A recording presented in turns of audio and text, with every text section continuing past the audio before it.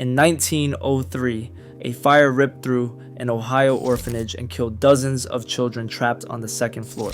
At least that's the story everyone in Vermilion will tell you if you ask about Gore Orphanage Road. Here's the problem. That fire never happened. There is no record of it, no newspaper article, no coroner's report, no mass grave. But every paranormal investigator who has walked the foundation of that property on a quiet night has come back with the same thing: children's voices, whispers, the sound of running footsteps through grass where no one is running. And Gore Orphanage isn't even the strangest haunting in Ohio, not by a long shot. These are 12 ghost legends from Ohio that even skeptics have struggled to explain. Some have police reports, some have decades of consistent eyewitness accounts. All of them refuse to fit into any rational box. Let's start with number 12. The Buxton Inn in Granville is the oldest continuously operating inn in Ohio. It opened its doors in 1812, and according to staff, its original owner, Orrin Granger, never actually left. Guests have reported seeing a man in old-fashioned clothing walking the hallways of the second floor. He does not acknowledge them. He does not speak. He just walks slowly toward the dining room where he used to host travelers more than 200 years ago. There is also the cat, a small black house cat that several guests have described petting in the lobby of the Buxton Inn. The inn does not have a cat. They have not had one since 1880, when the original house cat died in the building. Skeptics have tried to explain this away as the power of suggestion. Tour guides plant the story, guests imagine the cat, but the reports describe specific details. The cat is warm, it purrs, it rubs against legs. Guests pet it for 30 seconds before staff have to tell them what they actually just touched. Number 11. Marblehead Lighthouse on the shore of Lake Erie. Marblehead is the oldest lighthouse in continuous operation on the Great Lakes. It was built in 1821, and since then, 15 different keepers have lived in the small stone keeper's house attached to the tower. One of them, according to local legend, has refused to leave. In 1998, the Coast Guard officially documented something they could not explain. The lighthouse light, which had been fully automated for decades, activated by itself on a calm night with no electrical fault recorded in the maintenance log. It happened 3 times that summer. The keeper's house has its own pattern of disturbances. Visitors have reported the smell of pipe tobacco in rooms that have been sealed for over a century, footsteps on the upper landing, and a woman's voice calling out a single name. The name belongs to a child who drowned off Marblehead Point in 1863. You can still visit Marblehead Lighthouse today. The tower is open seasonally. The keeper's house is now a museum, and the keeper, depending on who you ask, is still very much on duty. Number 10 brings us to one of the strangest cursed objects in Ohio. The Merry-Go-Round Museum in Sandusky is home to a fully restored Allan Herschel carousel from 1939. It is beautiful. The hand-carved horses are works of art. But one of them, a small white horse with chipped paint on its right flank, has a reputation that staff have stopped trying to deny.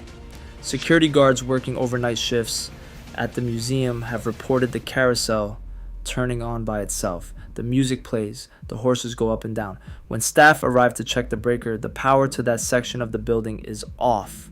It has been off. The carousel runs on a heavy industrial circuit that requires a manual key to activate. This happens often enough that the museum quietly stopped scheduling solo overnight shifts in 2015. Number 9 is one of Cleveland's most disturbing buildings. The Cleveland Agora Theater has been a music venue since 1966. It hosted everyone from Bruce Springsteen to the Police during the late 70s. But before it was the Agora, the building had another life as a vaudeville theater, and during those early years, at least 4 people died inside, including a stagehand who fell from the rigging and a chorus girl, whose death the coroner ruled inconclusive. Bands that have played the Agora in modern times have repeatedly complained about the same things: microphone feedback during sound check that vanishes when investigators check the cables, bass amps cutting out on a specific note, and a figure in the upper balcony seats during empty venue walkthroughs that disappears when anyone climbs the stairs. A 1990 paranormal investigation pulled audio from the empty venue at 3 in the morning. The recording captured what investigators described as a woman humming a song. The song was identified later. It was a vaudeville tune from the 1920s. Now we get into the deep weird. Number 8. In 1972, 2 police officers in Loveland, Ohio submitted an official incident report describing something nobody believed. Officer Ray Shockey was driving along the Little Miami River near Branch Hill at 1 in the morning when his headlights caught a figure crossing the bridge. The figure stood about 4 feet tall, walking upright on 2 legs with the textured skin and the head of a frog.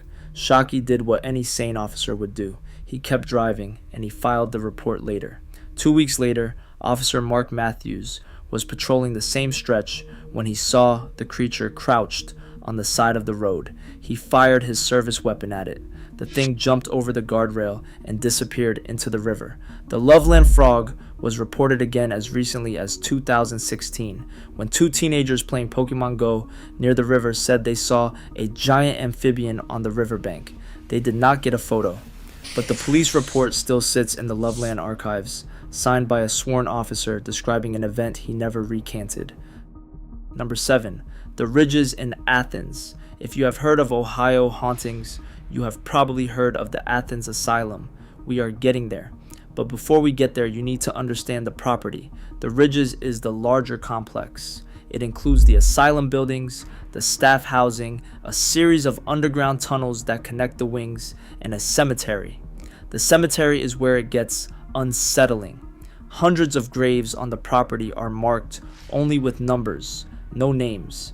These were patients whose families never claimed the bodies, or patients whose identities were considered too embarrassing to record. They were buried in numbered plots and forgotten. Researchers from Ohio University have cataloged reports from the property going back more than 40 years. The most consistent one is footsteps in the tunnels. Hundreds of people, over decades, walking through the underground passages between buildings and hearing someone behind them.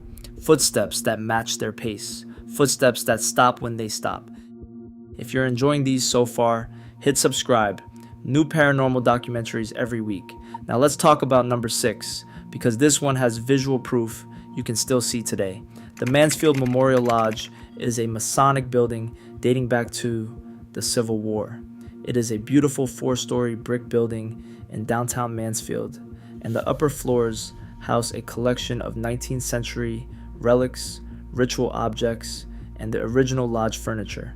During public ghost tours, guests have repeatedly described seeing a full-body apparition in the 3rd floor meeting room. He is wearing Civil War-era clothing, including a high-collared coat and a watch chain. He has been described in identical detail by people who have never spoken to each other. The lodge keeps a guest book of paranormal sightings. The entries match. Same man, same room, same coat. Some entries are decades apart.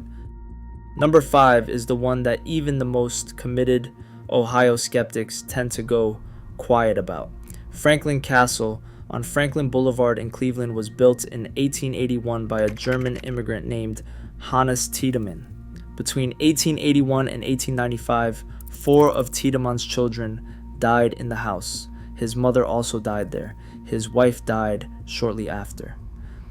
Tiedemann's explanations were always slightly off. The children died of various unrelated illnesses. The timing was bad luck. But neighbors at the time whispered that something was wrong inside the walls of Franklin Castle. In 1975, the owners at the time were doing renovations on the 3rd floor. Behind a sealed panel, they found a small concealed room. Inside that room, they found human bones, dozens of them. The bones belonged to children. The story made local news. The bones were eventually examined and dated, but the original investigation records have gaps that have never been fully filled. Today, residents and visitors of Franklin Castle report the sound of a child crying from the 2nd floor. It happens most often in late autumn. It happens on nights when no one else is in the building. Number 4, Athens Lunatic Asylum. This is the famous one, and the famous one is famous for a reason. The Athens Asylum operated from 1874 to 1993. It housed mental patients, criminals deemed insane, alcoholics, and women whose husbands had simply signed them in. At its peak, more than 1,900 patients lived inside its walls. The conditions were brutal. In 1978, a patient named Margaret Schilling disappeared from her ward. The staff searched for her. They never found her. 6 weeks later, a maintenance worker discovered her body in an abandoned upper ward, Ward N20, where no one had reason to go. She had locked herself inside, removed her clothing, and died of exposure during a cold snap. When her body was finally moved, it left a stain on the concrete floor. There was a complete outline of her body preserved in the bare concrete, including the shape of her hair fanned out around her head. Maintenance staff scrubbed it. The stain came back. They used industrial cleaners. The stain came back. They sealed the floor with epoxy. You can still see the outline today, faint but unmistakable, through the sealed surface. Skeptics have offered chemical explanations, body decomposition fluids reacting with concrete. The theory is plausible. The problem is that nobody has reproduced it. Forensic researchers have studied the stain for decades. The exact chemistry of how it formed and why it cannot be removed remains unexplained. Visitors to the building report seeing a woman in a nightgown walking the upper hallways, always alone and always silent. Number 3. The Moonville Tunnel in Vinton County. Moonville was once a coal mining town. It does not exist anymore. The houses are gone. The mine is gone. Only the railroad tunnel remains, sitting alone in the middle of dense Ohio forest, accessible only by hiking through about a mile of trees. The tunnel has a legend. In the 1800s, a railroad lantern man worked the line through Moonville. One night he was struck and killed by a train he was trying to flag down with his lantern.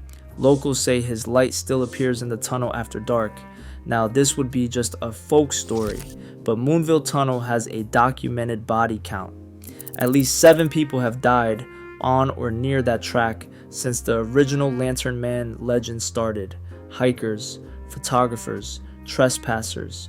The pattern is so consistent that local police have warned visitors away from the area at night for over a century. Photographers who have visited the tunnel after sunset have captured something that has never been satisfactorily explained. A figure standing in the center of the tracks, illuminated by what appears to be its own light source, in photos where no light source existed. Number 2 is going to make you uncomfortable. The Ohio State Reformatory in Mansfield was used as the filming location for The Shawshank Redemption. The film made it iconic.